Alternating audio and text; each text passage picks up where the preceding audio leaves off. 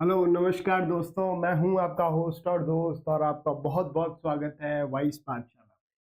एक ऐसी जगह जहां पर पढ़ाई सिर्फ लर्निंग तक सीमित नहीं है बल्कि आपकी सोच और समझ तक जाएगी। अगर आप भी क्लास 10 सोशल साइंस में मार्क्स लाने से ज़्यादा कंसेप्ट को समझना चाहते हैं तो आप एकदम राइट प्लेस पर हैं। क्योंकि हाल ही में आप लोगों ने नोटिस किया होगा सीबीएसई का जो पेपर पैटर्न है वो कॉम्पिटेंसी बेस्ड हो रहा है। इसका मतलब अगर आपको कंसेप्ट क्लियर है तो कॉम्पिटेंसी बेस्ड क्वेश्चंस आप आसानी से कर पाएंगे, नहीं तो आपको कहीं ना कहीं दिक्कत होने वाली है। वॉइस पाठशाला पर हम आपको क्लास 10 सोशल साइंस का कंप्लीट सिलेबस करवाने वाले हैं जो कि आपके बोर्ड एग्जाम के लिए इंपॉर्टेंट रहेगा। तो अभी तक अगर आपने चैनल को सब्सक्राइब नहीं किया है तो ज़रूर से चैनल को सब्सक्राइब कर लीजिए। आप सबको पता है हमारा चैनल अभी नया है, हमने रिसेंटली चैनल बनाया है और हम जो है वो जल्दी 100 के सब्सक्राइबर्स टच करने वाले हैं। तो अगर आप अभी वीडियो देख रहे हैं और 100 के सब्सक्राइबर नहीं हुए तो जल्दी से उस सब्सक्राइब बटन को दबा दीजिए। जितने भी लेक्चर्स हुए हैं या होने वाले हैं उन सब के पीडीएफ आपको डिस्क्रिप्शन बॉक्स में नीचे टेलीग्राम का लिंक दिया हुआ है, वहां से जाकर आपको मिल जाएंगे। तो चलिए बिना किसी देरी के हमारा आज का ये सेशन हम स्टार्ट करते हैं। आज की क्लास के अंदर हम ज्योग्राफी का चैप्टर नंबर 5 पढ़ेंगे जिसका नाम है मिनरल्स एंड एनर्जी रिसोर्सेज और ये लेक्चर नंबर 4 रहने वाला है। चैप्टर स्टार्ट करने से पहले एज यूजुअल मैं आपको बता दूं इस चैप्टर में हम क्या क्या पढ़ने वाले हैं। सबसे पहले इस चैप्टर में हम इंट्रोडक्शन जानेंगे, मिनरल्स क्या होते हैं, मिनरल्स की डेफिनेशंस और भी बहुत सारी चीजें हम देखेंगे। मिनरल्स हमारे लिए क्यों जरूरी है वो सब देखेंगे। फिर मोड्स ऑफ अकरेंस, मिनरल्स हमको कैसे कैसे मिल सकते हैं, 5 तरीके से हमको मिनरल्स मिलते हैं। फिर टाइप्स ऑफ मिनरल्स में 3 तरीके के होते हैं, मेटालिक, नॉन मेटालिक और एनर्जी मिनरल्स। मेटालिक मिनरल्स वापस आपका हो जाएगा फेरस और नॉन फेरस। फिर हमने कंजर्वेशन ऑफ मिनरल्स की बात की। आज की क्लास में हम एनर्जी रिसोर्सेज पढ़ेंगे जिसके अंदर हमने कन्वेंशनल रिसोर्सेज और नॉन कन्वेंशनल मिनरल्स, यहाँ पर मिनरल्स आएगा। ठीक है, तो ये इस चैप्टर का ओवरव्यू है।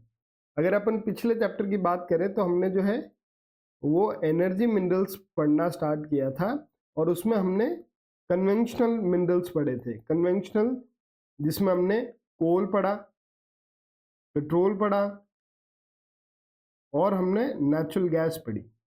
ये सारे एनर्जी मिनरल्स ही हैं जो कि नॉन कन्वेंशनल है। कन्वेंशनल मतलब पुराने तरीके के हैं जिसमें जो है वो एनवायरमेंटल फ्रेंडली नहीं होते हैं, लिमिटेड होते हैं, एग्जॉस्टेबल होते हैं, नॉन रिन्यूएबल होते हैं, ये सारी चीजें।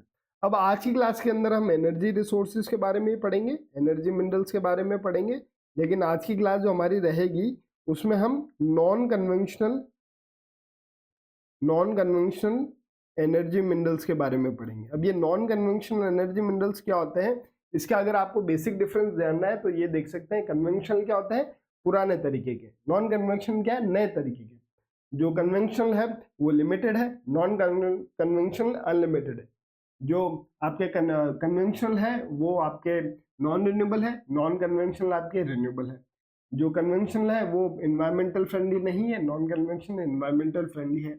उसके एग्जाम्पल आप कोल पेट्रोलियम देख सकते हैं और इसके एग्जाम्पल आपका सोलर हो गया, आपका जियोथर्मल हो गया, बायोथर्मल हो गया, बायोगैस हो गया, आपका टाइडल एनर्जी हो गया। तो ये सारे इसके अंदर आ जाएंगे। ठीक है, तो आज की क्लास में हम नॉन कन्वेंशनल एनर्जी रिसोर्सेज के बारे में पढ़ेंगे जिसमें सबसे पहला है न्यूक्लियर या एटॉमिक एनर्जी। ये एक ऐसा है जो आपका इन्वायरमेंटल फ्रेंडली नहीं है, इन्वायरमेंटल फ्रेंडली नहीं है और ये रिन्यूएबल भी नहीं है, नॉन रिन्यूएबल में आता है। It is produced through alteration in structures of atom, a process that releases a significant amount of heat and energy. Atom के स्ट्रक्चर को तोड़ते हैं, जब वो टूटता है तो उसमें हीट एनर्जी प्रोड्यूस होती है और उससे हम इलेक्ट्रिसिटी जनरेट करते हैं। सेम टेक्नोलॉजी आपके न्यूक्लियर बॉम्ब बनाने में भी यूज होती है। रॉ मटेरियल इसके लिए क्या क्या है, न्यूक्लियर पावर के लिए सबसे जरूरी है आपका यूरेनियम। यूरेनियम आपको मिलता है झारखंड और अरावली रेंज राजस्थान में। और एक है थोरियम। थोरियम आपको मिलता है monazite Sands of Kerala. Kerala की जो सैंड है मोनोजाइट सैंड, उसमें से आपको थोरियम मिलता है। ज्यादा सही जो है वो यूरेनियम है। अगर आप ये देखोगे, ये मैप आपके लिए इंपॉर्टेंट है। ये मैप जो है वो आपके लिए इंपॉर्टेंट है।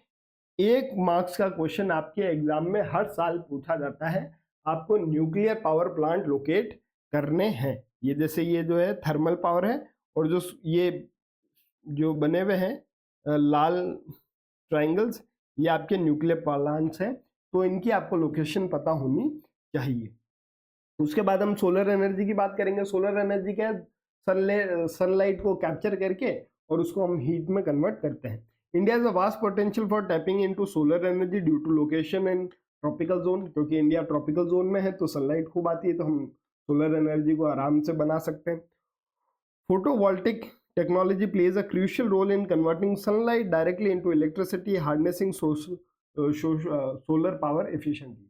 अब ये जो सनलाइट है इसको इलेक्ट्रिसिटी बनाने में कौन सी टेक्नोलॉजी है? फोटोवोल्टिक टेक्नोलॉजी या पीवी टेक्नोलॉजी भी आप उसको बोलते हैं। Benefits of solar energy in rural and remote area. Rural और रिमोट एरिया में सोलर एनर्जी के बेनिफिट्स क्या क्या है? तो सबसे पहला, source of reliable and sustainable energy source, क्योंकि सनलाइट आती है तो आपकी बिजली भी बनती रहेगी। Reduce dependency on traditional fuel, for example डंक हो गया, वुड हो गया, लकड़ी जला के आप जो फ्यूल करते हो वो आप जो है सोलर एनर्जी से भी आप जो है वो खाना वाना बना सकते हो। Ensure adequate supply of manure, ठीक है, ये इसका पॉइंट नहीं है, ये जो है बायोगैस का पॉइंट है, तो इसको आप यहाँ से हटा देना, मैं ही हटा देता हूँ ये, ठीक है। नेक्स्ट देखो, दूसरा है विंड पावर। विंड पावर क्या होता है? जब आप हवा जब चलती है उस हवा के मतलब से जब आप टरबाइन घुमाते हो तो इलेक्ट्रिसिटी आप उसको प्रोड्यूस कर सकते हो। लार्जेस्ट विंड फार्म का है नाहरकोइल, मदुराई, तमिलनाडु में। विंड फार्म आंध्र प्रदेश में, कर्नाटका में, गुजरात में, केरला में, महाराष्ट्र में, लक्षद्वीप में, क्योंकि हवा बहुत तेज चलती है तो कोस्ट के पास में। Effective use of wind energy, Nagercoil and Jaisalmer. Jaisalmer और नाहरकोइल इंडिया में दो ऐसी जगह है जहाँ पर विंड एनर्जी से इलेक्ट्रिसिटी हम लोग बनाते हैं। दूसरा हम बात करेंगे तो बायोगैस। बायोगैस क्या है? जब आप गोबर को विदाउट ऑक्सीजन जब सड़ाते हैं तो मीथेन गैस बनती है और उस मीथेन गैस को आप जो है वो एज अ गैस के रूप में यूज करते हैं। Biogas is produce from organic material through process of decomposition. Decomposition करा तो with lack of oxygen. Gas produce through decomposition process higher thermal efficiency than conventional fuel, making it preferable choice for domestic consumption. ये जो biogas से जो gas बनती है ये natural gas से ज़्यादा अच्छी जलती है, तो ये ज़्यादा प्रेफरेबल ऑप्शन है हमारे लिए। Biogas plants are establish in various level, municipal, cooperative and individual. अभी तो बायोगैस प्लांट है ना, ये आप घर पे भी बना सकते हो और सरकार भी बड़े बड़े बनाती है। Biogas plant use cattle dung are known as gobar gas plant in rural area, क्योंकि बायोगैस में ऑर्गेनिक मैटर लगता है तो आप जो है पेड़ की जो है वो पत्तियां, सब्जियां सब डाल सकते हो। लेकिन जो रूरल इंडिया में ज्यादातर हम बायोगैस बनाते हैं वो काऊ के डंग से बनाते हैं, इसलिए उसको गोबर गैस के नाम से भी जानते हैं। इसके बेनिफिट्स क्या है? Energy production, sustainable energy for cooking and lighting, क्या आपकी एनर्जी प्रोड्यूस हो रही है। इंप्रूव मैन्योर क्वालिटी, उसके बाद जो आपके पास वो जो पीछे बच जाता है जो सामान, उसको आप खेतों में डालोगे तो आपका जो है वो सॉइल फर्टाइल होगी, तो मैन्योर के लिए काम करता है। Waste from biogas plant can be used as fertiliser for agriculture. Environmental conservation, conservation of trees and manure, ठीक है। तो ये जो है आपका इन्वायरमेंटल फ्रेंडली भी है, आप इससे जो है वो गैस भी प्रोड्यूस करते हो और इसको आप एग्रीकल्चर में भी यूज ले सकते हो, तो ये बायोगैस के जो है वो एडवांटेजेस है। उसके बाद हम टाइडल एनर्जी की बात करें। टाइडल एनर्जी आपको पता है कि दिन में 2 बार हाई टाइड आती है। हाई टाइड मतलब जब पानी का लेवल बढ़ जाता है, तो जब पानी का लेवल, आपने मान लो कि एक ऐसी आपके पास में एक ऐसी जगह है जहाँ पे पानी आता है, तो आपने क्या किया, यहाँ पर दीवार बना दी। अब जब पानी हाई टाइड आई तो ये पानी इस दीवार से ऊपर चला गया, और जैसे ही लो टाइड आई तो पानी नीचे चला गया, तो जो पानी इस दीवार के ऊपर गया था उस दीवार के पीछे रह जाता है। फिर आप क्या करते हो, उस पानी को ऊपर से वापस नीचे गिराते हो और इलेक्ट्रिसिटी प्रोड्यूस कर देते हो, ठीक है। Energy harness by ocean tide to generate electricity leveraging the high and low tide, 2 बार आती है। Mechanism of generating tidal energy, कैसे प्रोड्यूस होती है? फ्लड गेट डैम्स, आप जो है ओशन के अंदर फ्लड गेट्स बना दो, 2 तरफ आपका लैंड है, मतलब 3 तरफ लैंड है, एक बीच में आपने दीवार बना दी, जैसे हाई टाइड है पानी ऊपर उड़ गया, पूरा एरिया कवर हो गया, जैसे लो टाइड है पानी नीचे चला गया, लेकिन जो इस दीवार के पानी इधर था ये इधर ही रह गया। फिर अपन इस वाले पानी को वापस गिराते हैं और टरबाइन घुमा देते हैं। कंस्ट्रक्टेड अक्रॉस इनलेट, इनलेट पे आप जो है इनको बनाते हो। These gate capture water during high tide, during low tide water is release through turbine for power generation. एक तरह का हाइड्रो इलेक्ट्रिसिटी का ही है, लेकिन हम ओशन का पानी यूज कर रहे हैं यहाँ पर। एडवांटेजेस ऑफ टाइडल एनर्जी क्या है? ये रिन्यूएबल है, ये क्लीन है और टाइड हमको पता है दिन में 2 बार आएगी, तो टाइड की प्रेडिक्टेबिलिटी है increase the reliability of tidal energy. अब जैसे सोलर का है तो बादल आ गए तो आप नहीं बना पाओगे, लेकिन टाइड तो दिन में 2 बार आएगी, तो आप जो है वो आसानी से बना सकते हो।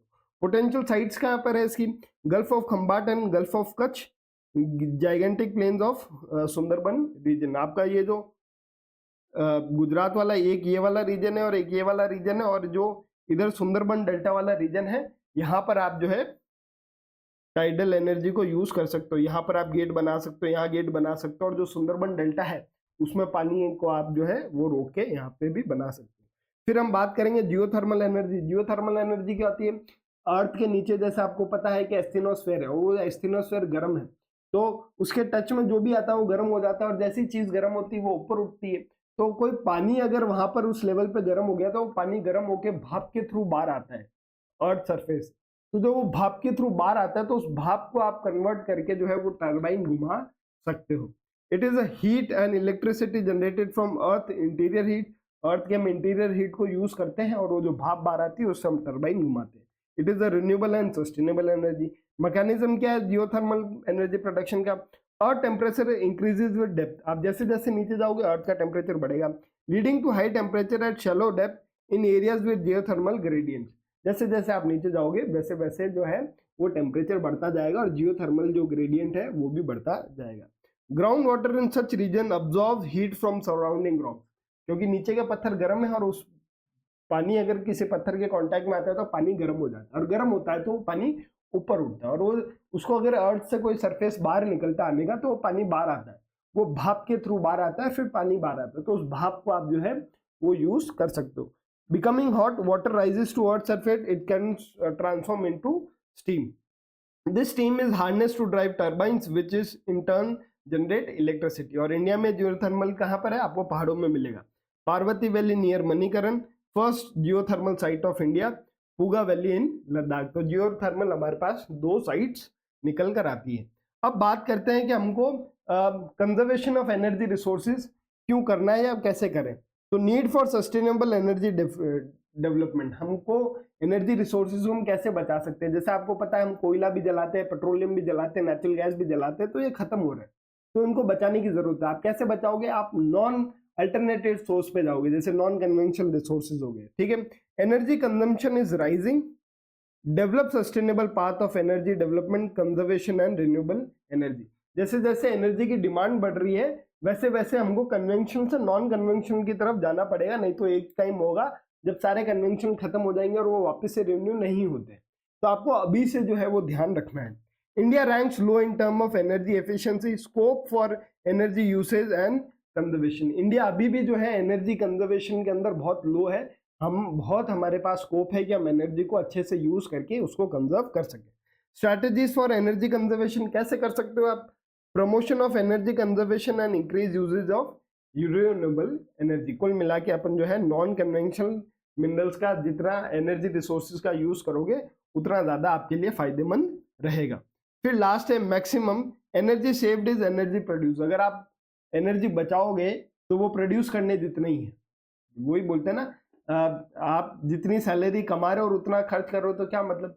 तो अगर आप पैसा बचा रहे हो तो वो पैसा बचाना पैसा कमाने के बराबर ही है, इसलिए कहा है energy saving is equal to energy generation. तो ये है, आप इन तरीके से एनर्जी को कंजर्व कर सकते हैं। तो ये था हमारा आज का चैप्टर जिसके अंदर हमने नॉन कन्वेंशनल एनर्जी रिसोर्सेज के बारे में पढ़ा, ठीक है।